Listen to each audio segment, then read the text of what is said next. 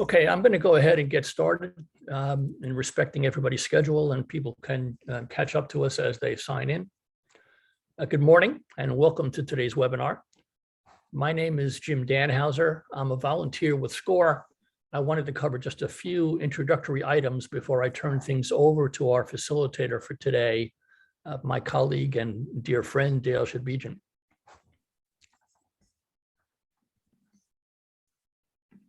You see listed on this slide the organizations that provide assistance to the Cape Cod and Islands chapter of SCORE in presenting this webinar. We're supported by the Cape Cod Chamber of Commerce, as well as the Chambers of Commerce located in the towns throughout Cape Cod and on the islands, as well as by the Community Development Partnership of Eastham.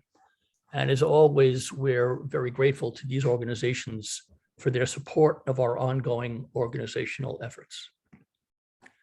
For those of you who are not familiar with SCORE, we're a fully volunteer nonprofit organization and a resource partner of the U.S. Small Business Administration. SCORE's mission is to foster vibrant small business communities in the markets that we serve through mentoring and education. SCORE has been doing this work since its founding in 1964 by offering educational opportunities like this webinar and by providing mentoring assistance to people who are in business or who are thinking about starting a business. We benefit from having over 50 volunteer mentors and subject matter experts here at our Cape Cod and Islands chapter of SCORE, people with a broad array of differing business experiences and expertise. And all of them stand ready to provide mentoring assistance to you in connection with your business activities. If you'd like to take advantage of those services, all of which importantly are completely free and absolutely confidential, you can call our office at 508-775-4884 or go online to www.capecod.score.org to sign up, and we'll get you on the schedule. I also know that many of you on today's webinar come from geographic areas that are served by other chapters in our district, a SCORE district that covers all of Massachusetts and Rhode Island. Mentors and subject matter experts in each of those chapters are similarly ready to provide mentoring assistance to you in connection with your business activities. You'll see their websites listed here on the slide.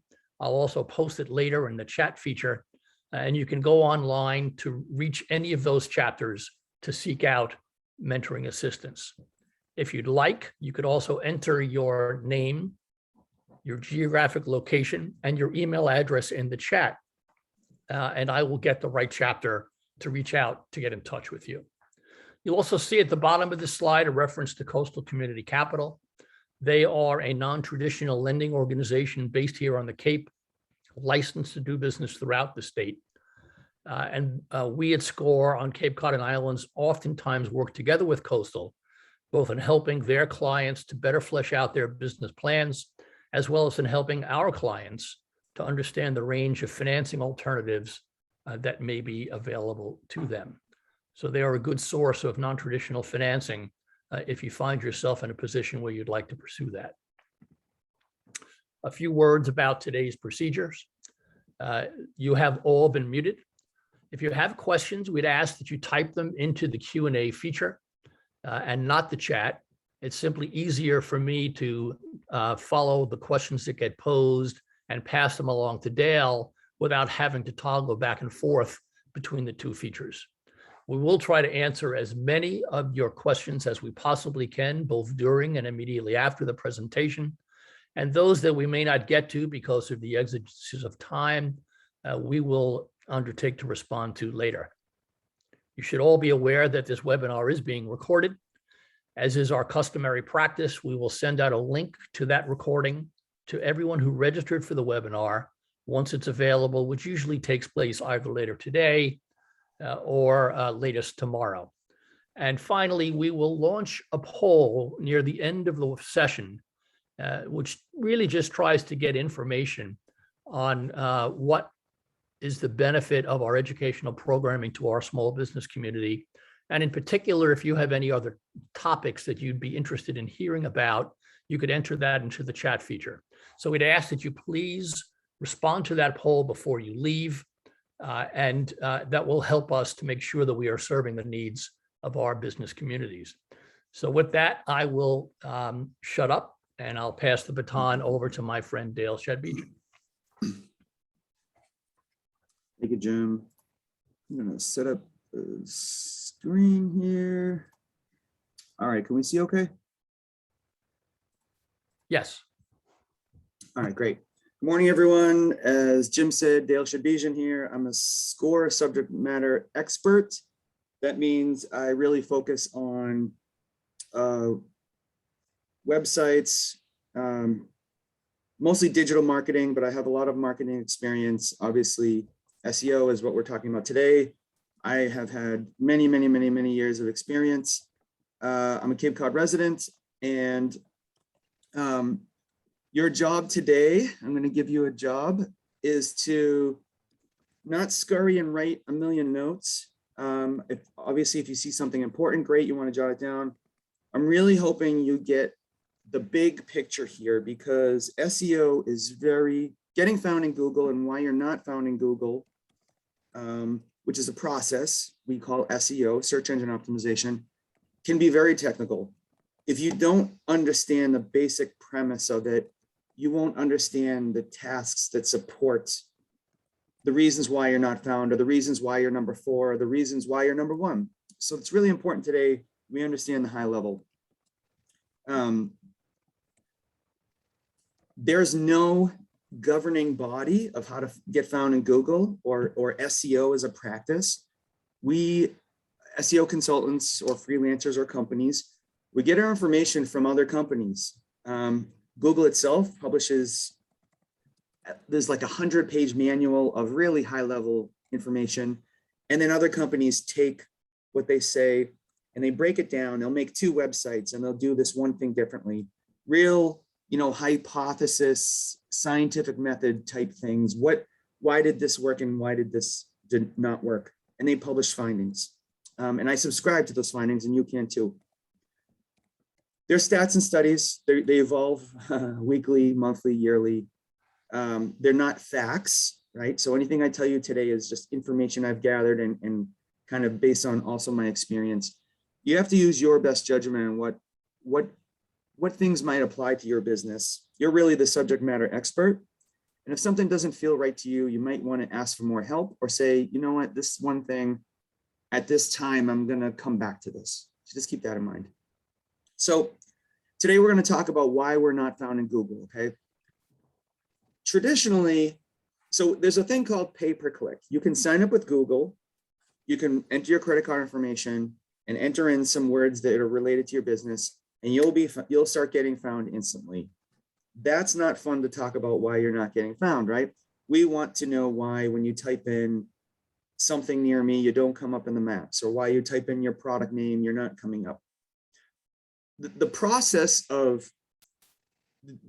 that's been deemed to help us get found or tell us why we're not getting found is called SEO.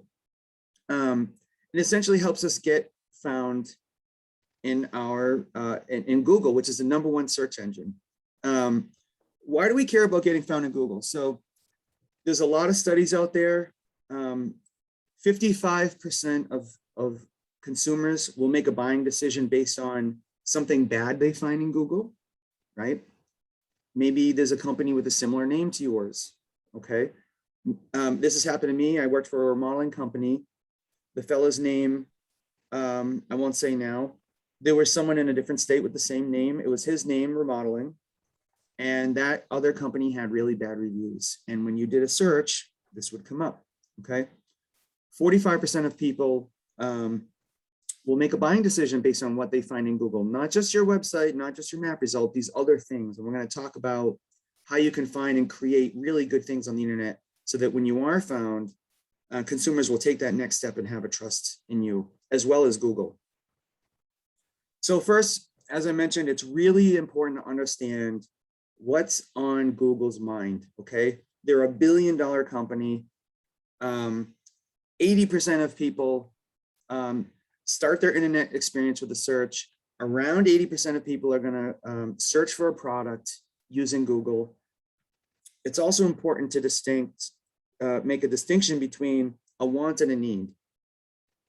Getting found in Google, not when someone's doing research, but at that high level when they need something, is really best suited for services and companies where they have a need and not a want. So when summer comes, I want to buy some flip-flops traditionally. When my hot water heater, and I use this example all the time, when it blows out and I've got 6 inches of water on the floor of my basement or wherever, that's a need. I need to get that fixed. I'm probably going to go to Google for that need. For the want, I might go to Marshall's. I might see a pair on social media and say, hey, it's getting warm out.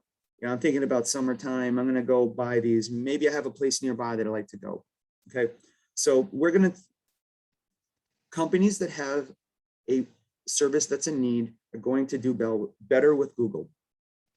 Google's goal is to provide fast, accurate, and secure answers to a question. And I say secure because Google can actually scan your website for hacks.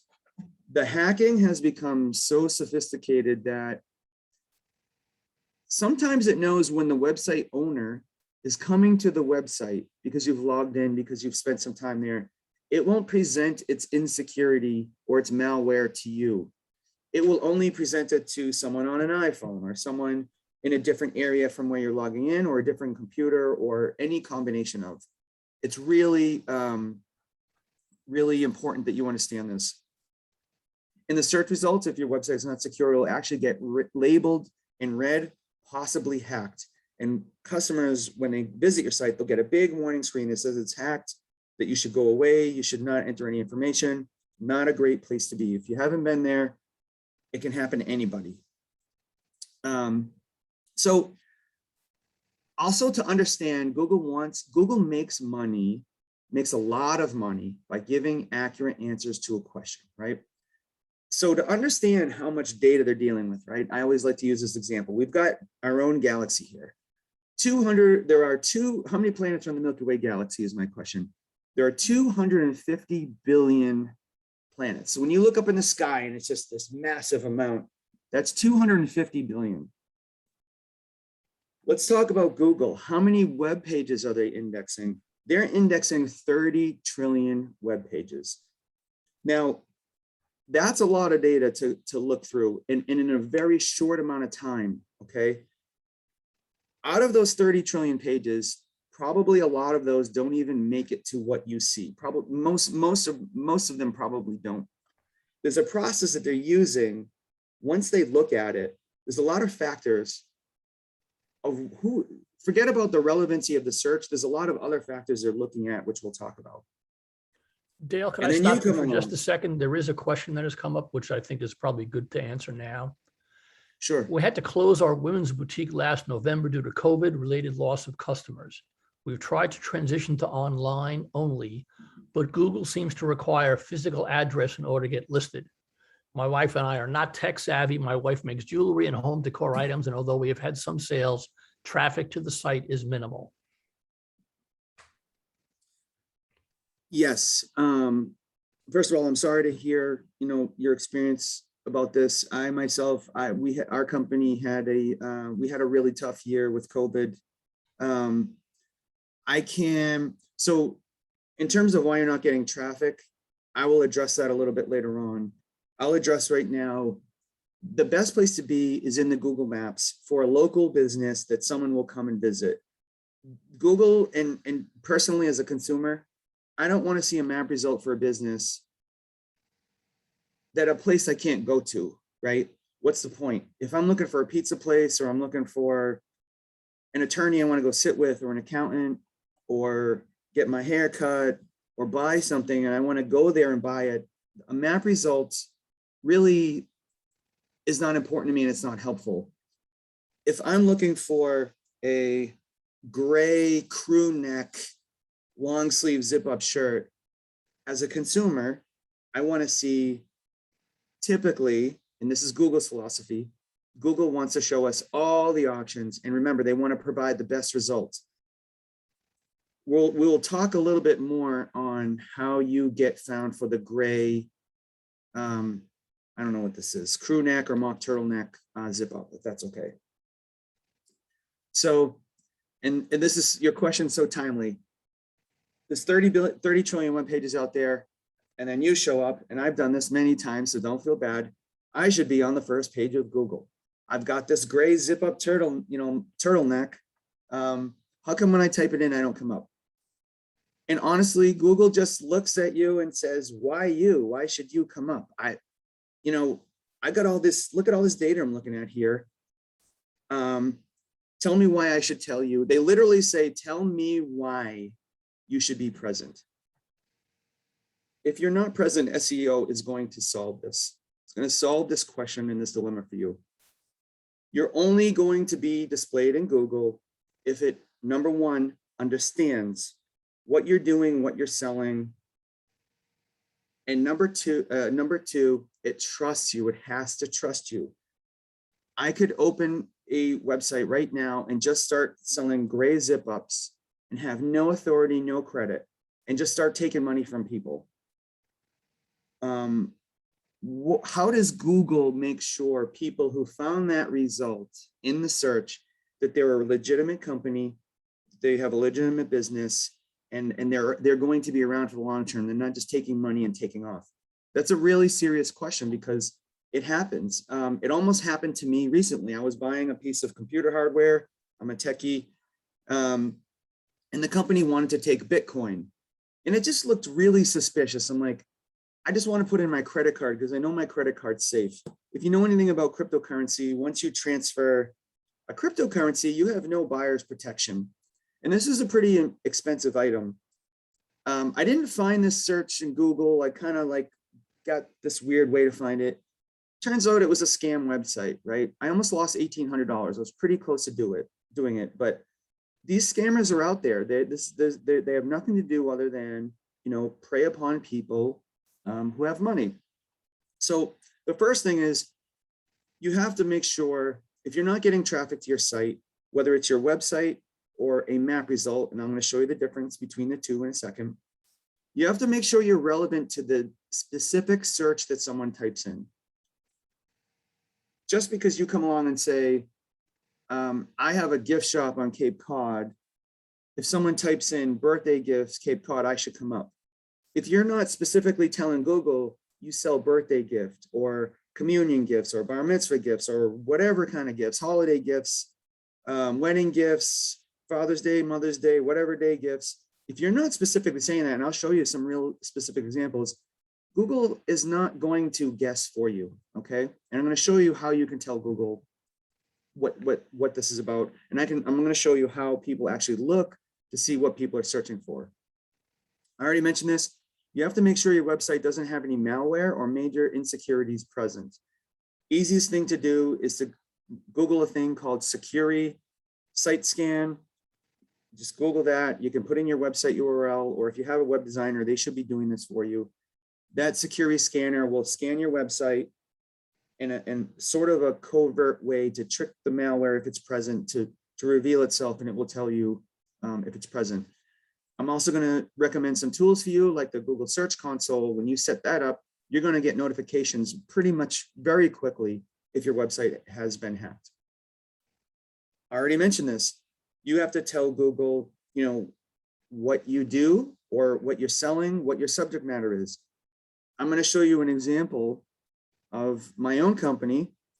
There's like 40 SEO terms that I'm found for, and then you change one word and I'm not even on the map. Google just doesn't know about it. There are other people who focus on that word. They're getting found. And I'll show you some examples of that and why it's happening. If you have a physical business, and I feel sorry for those who don't, but cater to a local audience, you have to get a Google business listing. We're going to talk about this a little bit more on how to set one up. Your Google business listing is your #1 way you tell Google you're legitimate. You're going to have a postcard sent to you, you enter in a code, and we're going to build some online presence through YouTube and other channels around that to tell Google we're a real business, we really exist, and we're really here to help people. It involves getting reviews and other things to really establish that legitimacy. Moving down to one of the biggest reasons why people are not found in Google is Google just doesn't trust you, okay? Just building a website is not going to cut it in 2021. You have to establish yourself online, much like you establish yourself in person. I've owned a lot of different businesses in my career. When I moved to Cape Cod and I started a new business, I went to 2 or 3 chambers. I set up membership. I started volunteering. I'm 6 years later with SCORE here. I'm out there. I'm making donations. I really worked hard to establish some kind of trust and legitimacy in my area. Your business and your website, you have to do the same thing online. The easiest way to do this, I'm going to show you, is you set up profiles that mention your name, address, phone number. It's called NAP. That's a really important term, NAP, name, address, phone number. And it has to be exact everywhere on the internet. Google actually calls this EAT, expertise, authority, trust. And I'm gonna show you some examples. If you're not doing these examples, it's probably the main reason why you're not getting traffic and why you're not coming to the website. So let's talk about, okay, so Google wants these things, right? What are some, we're gonna dive into some really specific ways we can actually do this. The first thing you wanna do is you wanna do keyword research, and I'll show you a couple quick examples. Someone might not be typing in gray zip up, turtlenecks. They might be typing in fall clothing, or they might be typing in fall, or they might be typing in anything. You really don't know. Google gives us a keyword planner that we'll do a live example, and I'll show you how to tell what people are looking for. Google also offers a lot of free tools. You should really install Google Analytics on your site. The person that mentioned they're not getting traffic to their site, they probably know they're not getting traffic because they have some sort of tool that tells them who's coming to their website and how much time they're spending there. That's a critical tool. The Google Search Console I mentioned, you can, after you set up Google Analytics, I would recommend you go to Google, you just type in Google Search Console, you have to set that up. It's going to give you recommendations. If your website's not loading, I've got a green screen here, so it's not, I'm holding my phone up. If there's a problem on a phone or a tablet, it's going to give you suggestions. If the text is too small, if it's too slow, it's going to give you suggestions that help them deliver your content to people searching. And then, of course, if you have a physical business, you got to get Google My Business. You have to have a commercial address. You can try and squeak away with a home address, but you technically need a place that customers can show up in a commercial, at a commercial property and physically in person do business with you. This is a real gray area with a lot of companies. If you don't have a physical address, there are some co-working facilities and there are other ways you can kind of get around this.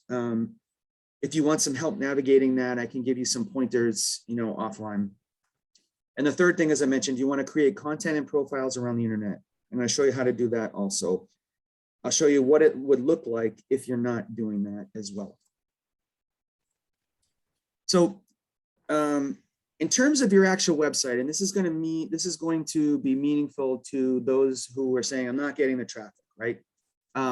First thing you want to do, as I mentioned, keyword research, okay? And we're going to dive into that right now. So here's a screenshot, and I already have an example lined up here. It sometimes can be hard to see, so if you can't see it, just let me know. So basically, you can set up a free account with Google, and it's called the Keyword Planner. Okay, it's just ads.google.com. You sign up for a free account. It's going to walk you through this thing about how much money you want to spend and all that. Sometimes it will make you set up a campaign. If it does, just pause the campaign. Don't run any ads.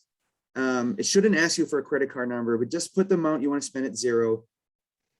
You're going to get to a screen eventually, which for the sake of time here, I want to get right to the nuts and bolts of it. Google lets me type in this box a phrase. Most people want to start really specific, like SEO, right? And I'm not promoting myself here. I'm going to use myself as a chopping block because there's some things I do well and there's some things that we don't do well. And I can use myself as a guinea pig without, making anyone else feel bad. When I type this in here, Google is going to say, it's going to give me some examples to broaden my search. So SEO is really a subset of digital marketing, but digital marketing is not really what I want to be found for. I actually want to look down here and Google is going to give me some options of what people are actually typing in. Now, think about this. If someone's doing a search for SEO in Google, there's really no intent. And that's a really big word, right? So think about this when you think about getting traffic to your website. If your website's not really zeroing in on what you do, if you're just talking about broad things, you may be missing out on the people that actually want to do business with you. If I type in SEO, I could be a freelancer and I'm looking for tools. I could be in college and I have taken a class and someone told me to write a paper on it. I could have hired an SEO professional already and I want to learn more about what they're doing.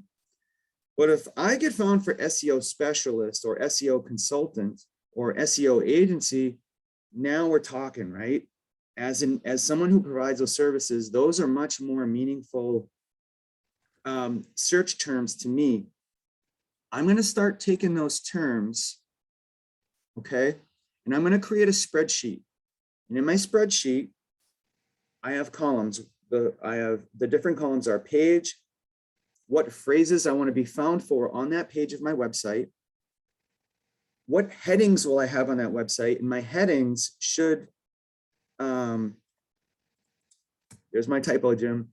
The headings should have your key phrases in them. And then finally, I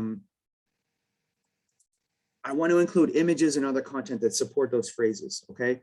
So your homepage should really be really high level. Clothing retail, Cape Cod, clothing retailers, Cape Cod, expert SEO consultant in Hyannis, something like that. And I'll show you an example of how on your webpage, once you find a phrase that you really think is a great phrase for you, you really want to put that front and center. Personally, through my research, I decided that local SEO agency was the best phrase I felt explained what we do. And if you see, as I go down my page, I've sprinkled in other key phrases that I found in my Google keyword planner. So here you go, local SEO company. I talk about organic search. I talk about voice searches because people are looking for those. They're looking for, there was a query once, it was a voice search expert. And then of course I have my usual stuff. I'm testimonials, how much does it cost, all that fun stuff. And at the bottom of my page, I've got a bunch of frequently asked questions. That's where I really dig in with the types of phrases that people are searching for.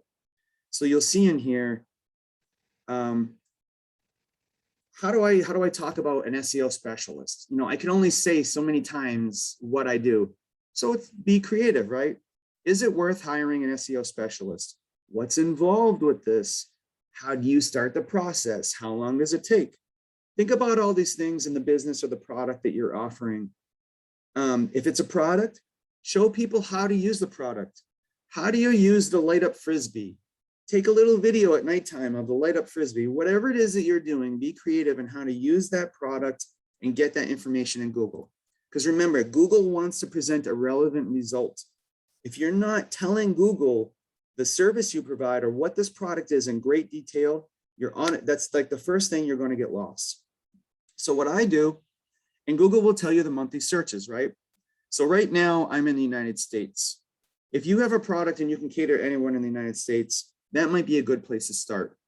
If I'm just working in Barnstable County, I may want to, or Hyannis, I might want to come in here. Google will let me look at the key phrases that are just in my area. And if any of this is too small to see, let me know. I'll slow down or I'll zoom in. So now you can see the phrases actually changed a little bit, and the frequency changed. Oh my gosh, only 10 phrases a month for all of these hundreds of key phrases. Yep, that's what's going to happen.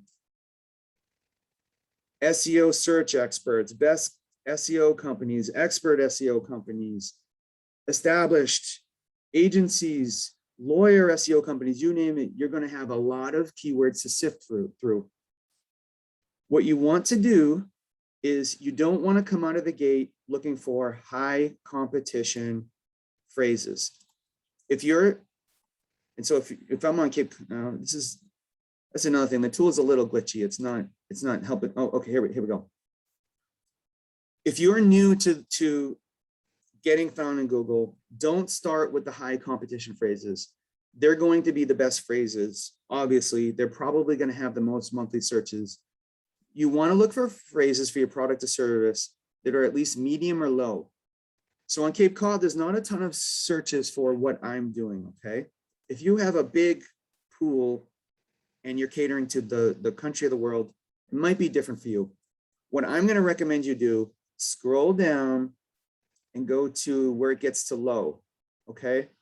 I still have the same number of searches, but Google's telling me they haven't found a lot of content they trust related to this phrase.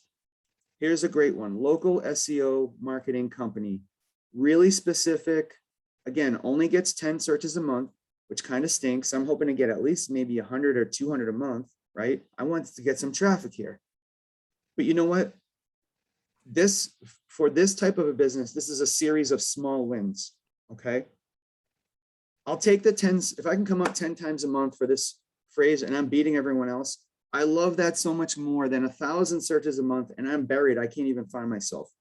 So consider starting with the lower competition. See, here's another one, local SEO company. And then you're gonna get into there'll be a bunch of things here that won't make any sense to you right now. But this part of the process is really important. Flipping back to our presentation here, I spend several hours figuring out what people are looking for, getting that content on my website, okay? A big mistake that people make why they're not getting found is they put too many phrases on their homepage. I would pick one phrase, one key phrase, and let's just say my key phrase is local SEO. And then I call what we have modifiers. I put an adjective at the beginning, expert local SEO, best local SEO, or local, whatever. Your key phrase, the keyword planner will give you those adjectives. On the end, I call it a tail.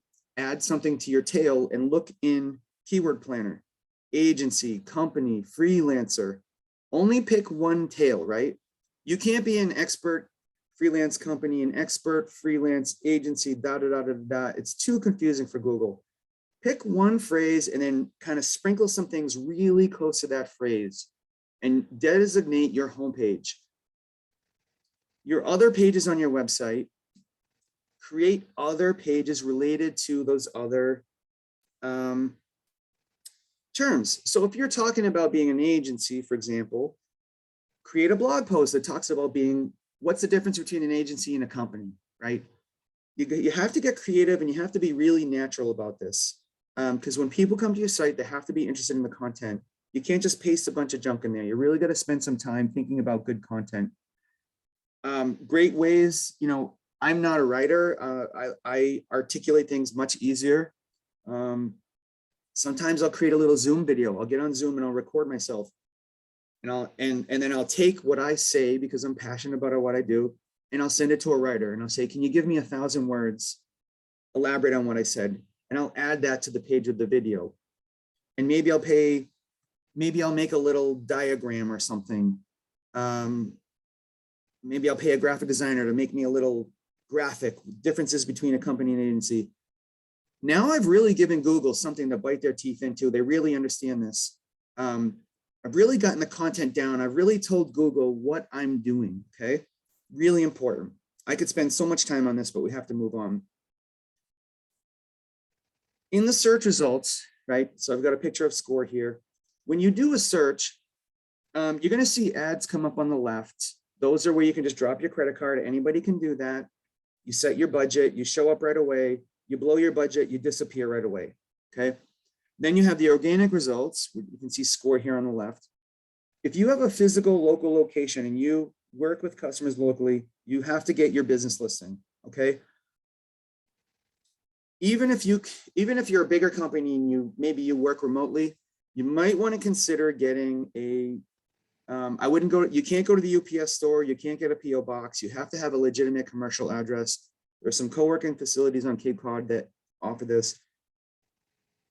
When you sign up for your business listing and you start getting reviews and it says your address and your hours and you add pictures and it's a map, not only does this look really good to Google, it looks really good to customers. It says, if you're signing up for mentoring and you get an email and then you're that 80% that goes and does some research and you find this and you see reviews from actual people who have had help, the light bulb comes off and you start to say, okay, I trust this company, right? Or hopefully you trust this company, or maybe they have bad reviews and you don't trust them, right? That's also a goal of Google. If you can get a big business listing, and like I said, I highly recommend it. It's really easy. You just go to business.google.com. You search for your business. You want to make sure it's not there first. If it's not, you want to make sure you use your legal business name. Okay. So don't say something like Joe's T-shirts, magnets, and Cape Cod gift shop.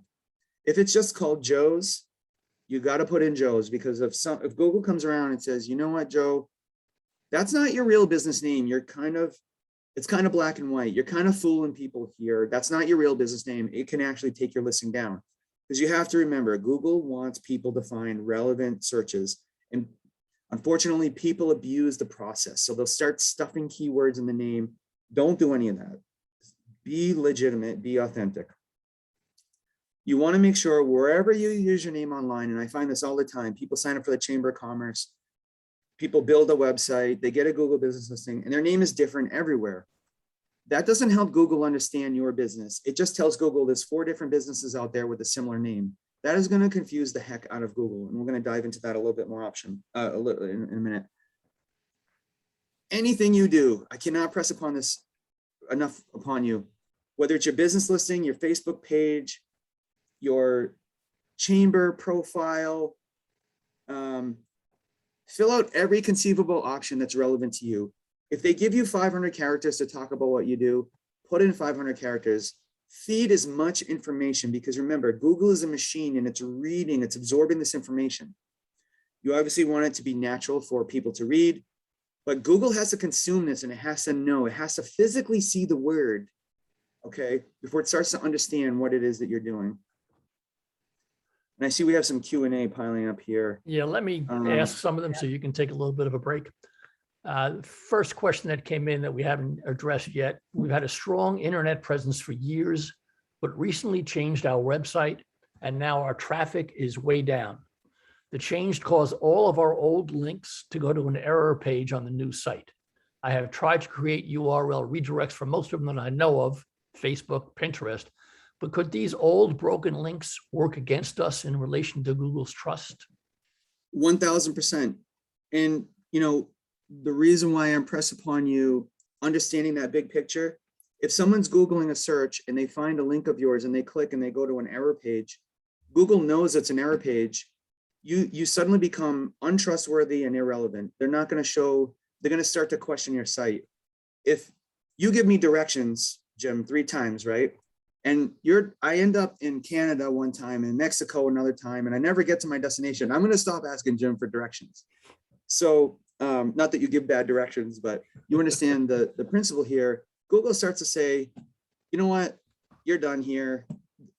I've got 100 other websites. I've got trillions of pages here. I've got 100 other people that gave me a good answer. The people that clicked on this other link, the page doesn't have mobile issues. It loaded quickly. There's no errors on the site.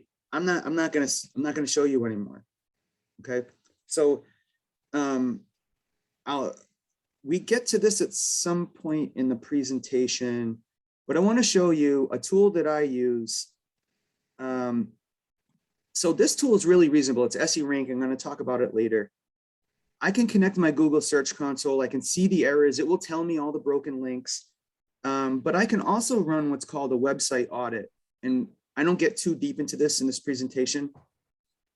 I can run this audit and it will literally give me, so I have a 78, excuse me, I've got this thing going on here. It found 32 pages. It gave me a health score of 78. I don't know if you can see this. Let me make it a little bigger. And if I go down, so I've got one broken link. I've got some other issues. Some of these may not make sense to you, but if you have a web provider or a designer, you can send them this type of report and say, hey, can you help me with these? This will be, I'm trying to find, so I've got one page here that's got an error. 11 pages refer to it. So I don't even know, this is an author page. This is a junk page. I'm not going to worry about it. Or there's a way, too technical for this. If this pages I don't want Google to see, there's a way I can say, hey, don't index this page. This page, actually, this shouldn't even be indexed. This just shows the post that me as an author posted. It's not really a relevant page. This page is linked from a lot of other places. I would tell Google, don't index this page, and there's a way to do that. So Google's only coming to my really, really helpful pages. I hope, so I know that's a long answer to your question, but I hope that makes sense. So if somebody still has broken links, A, how do they find them? And B, what do they do about them? So I'm going to recommend, if you get serious about your SEO, I love this tool, SE Ranking. I think it's like $25 a month.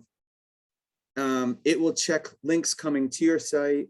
It will do competitor research, which we'll hopefully talk about.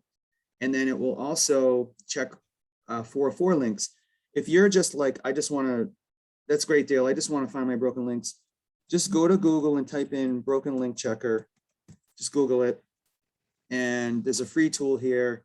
I think they find like 20 for free. You just enter in your URL here. You click find broken links, and it will tell you all the pages that link out to a broken page that you can go and fix. Something that's really easy depending on your web technology. If it's WordPress, for example, you can install a plugin. It's called a 301 redirect, and it will actually log pages that are broken, or when someone comes to your site, it will log that it's broken, and you can tell this tool, where do I want to send them after they get to this broken page? And I was a web designer for 20 years. That was my great resignation during COVID. I dropped web design. I like to just focus on marketing now. Redesigning websites is always a scary thing. The other thing you want to make sure is you want to make sure the content on your pages, and you want to run this audit. You want to run some kind of audit tool, because your website could be slower. It could have mobile phone issues. It could have malware. It could be outdated. Your technical audit is going to show you all those things. And it's basically going to take Google's guidelines and translate it into really actionable steps that you can do to make your website get found. You still got to go through the process, though, of the keyword research and all the other stuff that we're talking about. Why don't you go back to the presentation, Dale, because I know you got a lot to get through, and then we'll get to the other question afterwards. Okay, so I love the questions here. They're very timely. They just kind of lead me into the next segment. So let's recap, right? I know I've been yammering on here for 45 minutes. I did my research. I found the content that people are looking for in my geography. I've created some great content, which I know is absolutely thrilling to do. There's some things you need to know about your website so that Google is still giving you a great answer. If you have the answer, what is the meaning of life? And you're the only person in the world that has what is the meaning of life, and you give them the meaning of life. If your website takes 20 seconds to load, it looks terrible on a mobile phone, it barely loads, the text is small, chances are because that's so unique, you're going to get found. If there's 100 other people talking about what you're talking about, and their site loads fast, there's no errors, it really matches my content, you're going to get lost, right? So you want to make sure using a site audit tool, just type in SEO audit tool. There's a bunch of free ones. Site Bulb is another one. Screaming Frog is another one. I don't like any of those. I like to pay the monthly amount to SE Ranking. And I just find it easier to use. Think about obvious things, because Google is going to get smarter, and it's going to start to watch how people use the page, how much time they spend on the page, where they're flipping back and forth. You need to also make sure that your website's going to be friendly for people who come to it. Because remember, you want to give them a good answer, right? They're trying to figure out ways to determine if someone is happy with your website experience. You want to make sure the text is easy to read, your contact info is there, your name. Oh, I actually skipped one slide here. Your name and your address and your phone number is exact everywhere on your website and across the internet. So if you look at these three companies, we've got the name at the top, The Widget Company, The Widget Co., or Widget Company.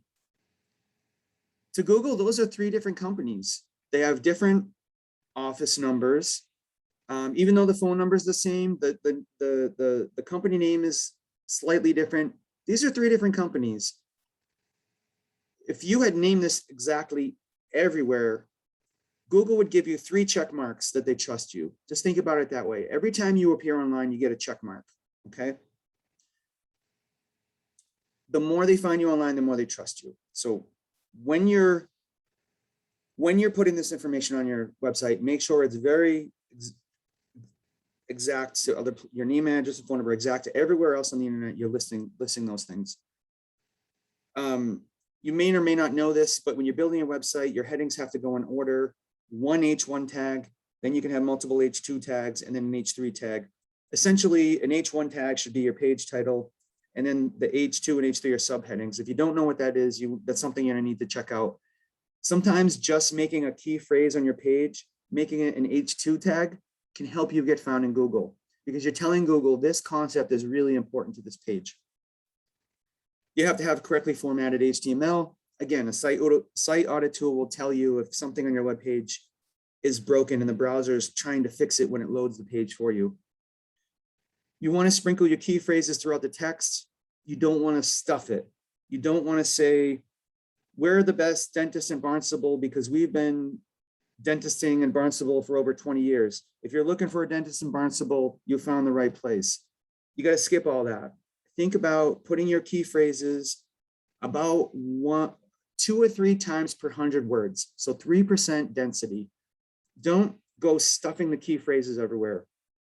When you upload a file of a dentist in Barnstable, call your file Dentist in Barnstable, MA, Cape Cod. Is that going to help you? No, but it's a best practice. It's something I would recommend you do. If you've got a 10-year-old website and all the images are there, don't go back and do it. Just start incorporating this into your process. Natural meets intentional. I mentioned to you, you have to talk about what you do or what you're selling in a natural way. You can't just stuff the words in there. Website has to load fast. We already talked about security. And of course, we already talked about it has to be mobile friendly. Google loves it when we link out to other sources, right? What does it tell Google? It tells Google you're not afraid to help this person find what they're looking for elsewhere, okay? I like to link to municipalities, Wikipedia, YouTube videos. Cite a statistic about what you're doing or what you're selling, and find a survey somewhere, find a non-competitive source and link out to them. Don't put it front and center. Don't encourage everyone to leave your page. Put it somewhere in your content, okay? I always like to embed a YouTube video on my pages. You notice on my homepage that I showed you, I explain SEO, the 10 components, and that's considered a link out to YouTube. And Google owns YouTube, so it loves the YouTube videos. I already showed you an example of a landing page, and YouTube is a great resource for getting content on your page. On your contact page, this is another big one. I would recommend a /contact. And again, name, address, phone number, exact, okay? If you have a business listing, embed your Google map. Let's say you're a retailer. We had an example of a retailer who closed their shop and they're doing everything remotely. By law, I believe, don't quote me, I'm not an attorney, I think you still need to list an address where people can make returns and your warranty and all that stuff. This could be a good place to put that type of information on your contact page. If you have a physical location, embedding a map, putting a name, address, and phone number in there, this is huge for getting found locally. And here I just show you an example. You can go to your Google business listing and there's a way to embed a map. I just show you how to do that there. I'm not going to spend too much time on that. Okay, great. I know what people are looking for. The content's on my page. There's no errors on my page. All my broken links are fixed. What the heck? I'm still not getting found, right? This is normal. Or maybe you are getting found. And I'm going to show you how you know you're getting found at the end of the presentation. Good. We're making good time here. Probably because I'm speaking so fast. You want to create, how do you get people to link to you? It's really hard, right? The easiest thing to do is to create these things called citations, okay? If I go to, I'm just going to type in Bright Local citation list, okay?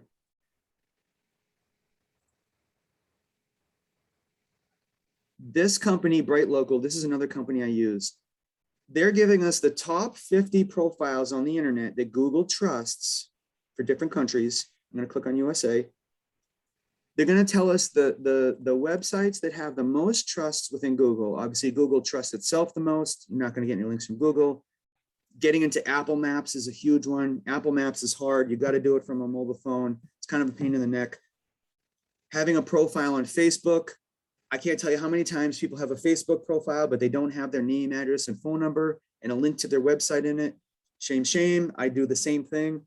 You have to do that. When you have a Facebook business page and you've got followers and you're posting and that Facebook page links to your website, that's a huge trust factor for Google. And then we've got things like Bing, Yelp, Foursquare, bbb.org. This is really easy. So if I do Plymouth SEO services, I'm just going to put myself on the hook here. If I go down, I see my business listing. I've added a bunch of photos to my business listing. Not the best photo of me. Oh, it's actually a video. I've got a bunch of stuff going on here. I'm having fun. Maybe I should be. I'm serious here. I've got a bunch of stuff going on in my business profile. But if I come down, Nextdoor. Okay, here's another great one. You can go to Nextdoor. You can create a free profile. Okay, I've got my logo here. I'll zoom this in. I apologize if it's hard to see. Again, exact name. If it's an ampersand, use an ampersand. There's my address. This is actually incorrect. We have a suite number, so that's whoever set this up for us. We'll have to go back and fix that. It's got our hours, and it's got some information here about what we do. And obviously, there's a link. There should be a link. There's a link to our website.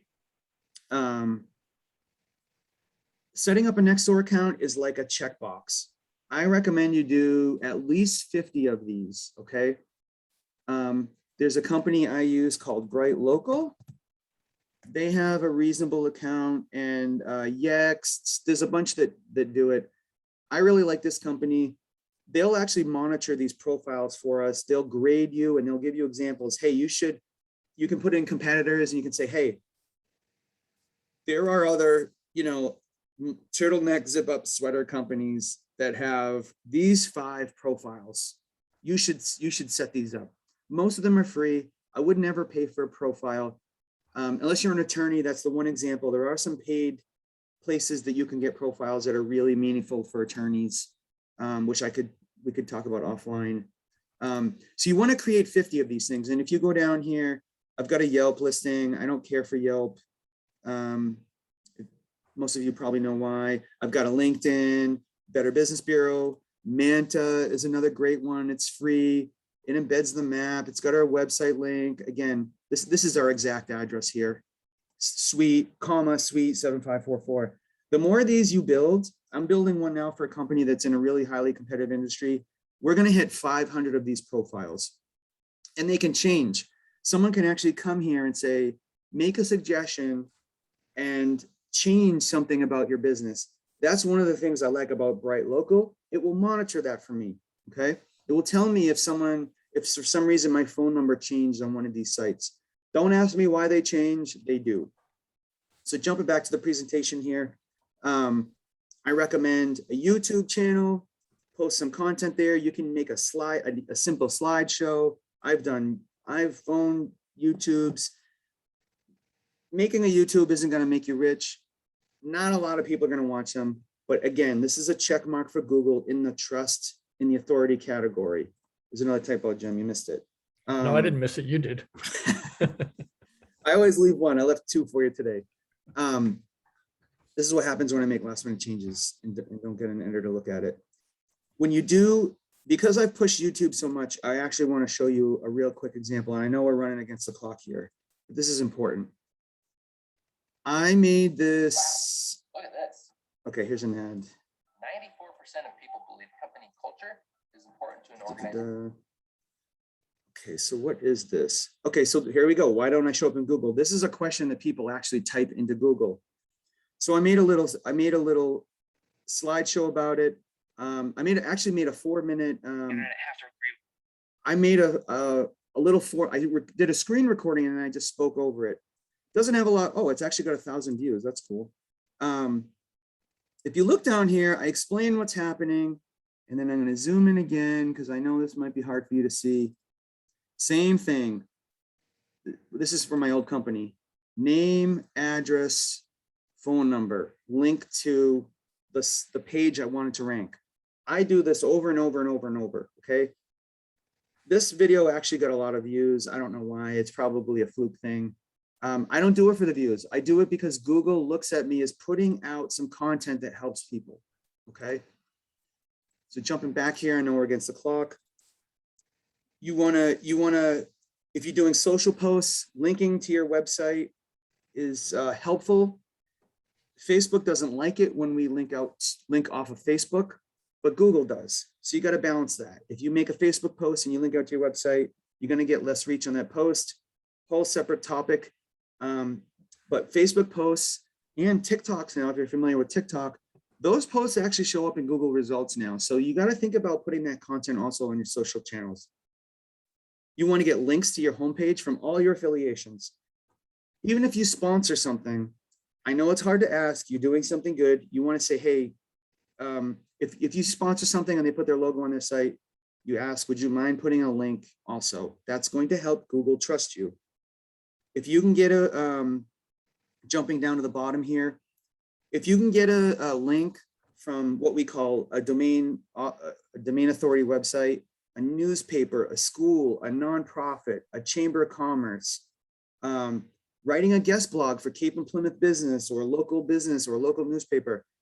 You start to see a pattern here of all the things we're doing. Google's going to trust us. It knows what we're doing. These are the things that are going to help you get found. If you're not doing these things, these are the chances why you're not getting found. The last thing here, I think this is the second to last slide. Reviews are huge, right?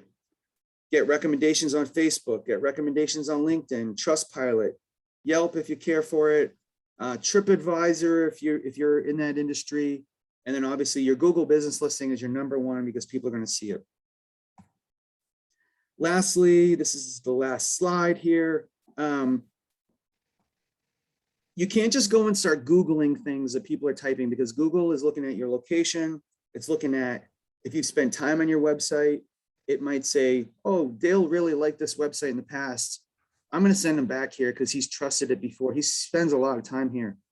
You have to find a tool that can do this without any anything from Google trying to sway what it thinks I personally will like, because it will do that.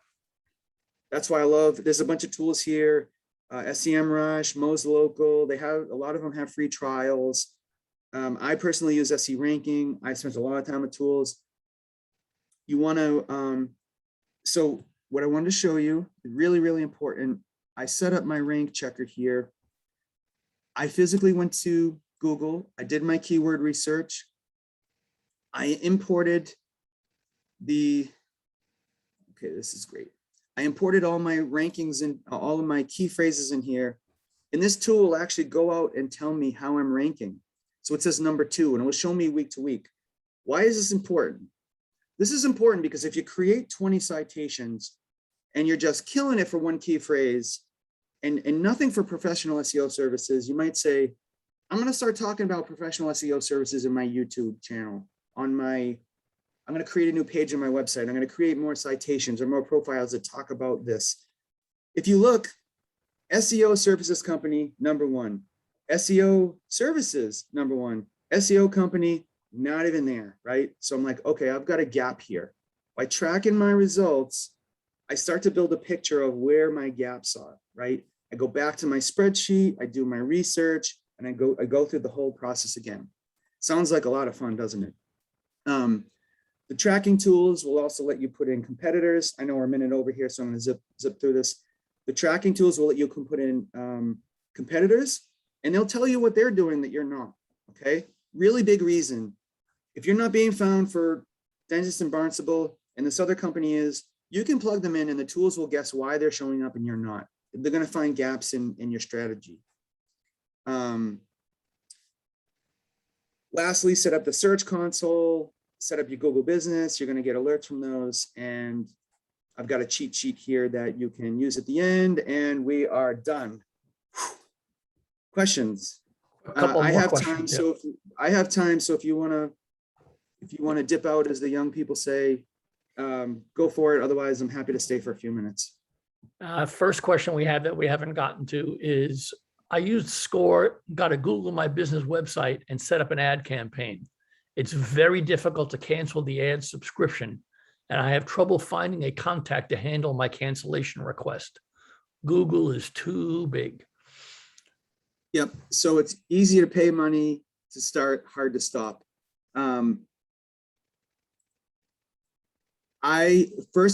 Without spending a ton of time, there's a way you can go through here. If your interface looks like this, I obviously have a bunch of ad accounts. I do some paid ads also. I'm just going to pick something here. If you come into your ads.google.com, come down to the account, there will be an option here to click on campaigns. And then once you're in your campaigns, you can come in and click a button, and there'll be an option somewhere to pause. Just pause the campaign, don't remove it. If this isn't working for you, it doesn't resonate. The other thing is I YouTube everything, okay? I go to Google or YouTube and I say, how do I cancel my AdWords account? You're gonna see a video. I have 2 monitors. I'll watch one video and I'll do it in second monitor. Totally with you on this. They make the cancellation process difficult. So that's what I would do. Why avoid Yelp? So Yelp, the reason why I don't like Yelp is they tend to suppress great reviews and promote bad reviews. So I have a company that I work for. They have 100 5-star reviews. They've got 20 5-star Yelps. They've got 1 bad Yelp review from someone who didn't even do business with them. And when you Google their name, the bad Yelp review comes up on the first page of Google. I created profiles and I pushed that down to page 2. But when you call, they basically say, hey, if you start advertising with us, we have more leverage on how to get rid of these bad reviews. I just don't think it's a good practice. And I've seen it happen many times. I just don't care for that business practice. And there's actually class action lawsuits against them for this. Personal preference. Any other questions? Folks, if you have any other questions, fire away. I did launch the poll a few moments ago, so I would appreciate your filling that out before you depart. And if you have follow-up questions, my advice would be that you send those questions to me. I'm going to give you my email address, and then I can get the questions along to Dale. My email address is jim.dannhauser, that's DANNHAUSER, at scorevolunteer.org. And we did have a couple more things, a couple of people saying thank you. One question came into the chat, Dale. Sure, I'm here. Can you look up my business, Medical Development Partners? I also use Med Dev Coach and Medical Device Coach. I'm on the first page of Google. Do I need to have an LI business page or anything else? Oh, LinkedIn? I LinkedIn assume is- that's what that means, yes. So, this is a blurs over into the area of social proof, which the masses tend to follow the actions of the masses, right? So this is tough for me to create a business page and then 4 people follow it is an ego thing for me, right? So when you create a LinkedIn business page and you don't have a lot of followers and someone's doing research and they're like, oh, only 4 people follow this page. To me, it's kind of like a, Google will love it. And that's what we're talking about today. If you're going to create a LinkedIn business page, and I mentioned this, post to it periodically, dedicate some time to kind of getting some people to follow your page so that it doesn't look like you just set it up.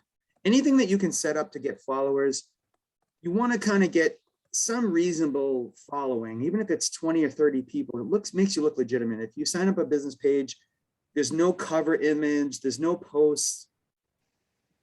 So again, I would recommend you do it, but you have to fill everything out. Every place if you can add a photo, if you can add a cover photo, if you can put a picture of yourself or your location or your team or your product, make sure you optimize that the best you can and invite people to like it. 100% agree, but I would not haphazardly do it. I would want to make it look really good because that business page is going to come up in Google results. I have put my email address in the chat. So if people have follow-up questions beyond that, please send them along and I will make Dale answer them and I'll check his spelling. Bye, everyone. If you need any more help, as Jim said, I'm happy to, give you some one-on-one time. It's free. I'm a volunteer, no strings attached. So happy to help. Thank you, Dale. And thank you everybody for attending and thank you for responding to the poll. Bye now. Have a great day.